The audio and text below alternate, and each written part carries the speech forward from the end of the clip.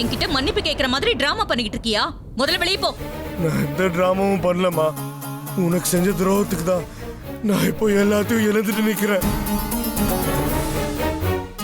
உனக்கு மட்டும் இல்ல, எந்த தப்பு செய்யாத அந்த சரவணனுக்கு நான் செஞ்ச துரோகம் தான் என்ன பழிவாக இருக்கு. என்னடா சொல்ற? ஆமாப்பா, சரவணன் ரொம்ப நல்லவன்பா. அவன் எந்த தப்பும் செய்யலப்பா.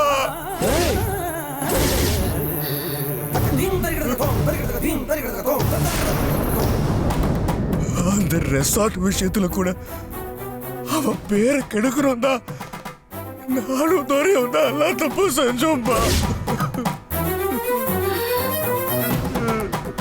அடப்பாவிகளா! ரத்னசாமிய சரவணன் ரெசார்ட்டுக்கு வர வச்சது, போலியோ ஒரு ஓனரை செட் பண்ணது, பணத்தை வாங்குறதுமே எல்லாமே நாங்களாம் செஞ்சோம்.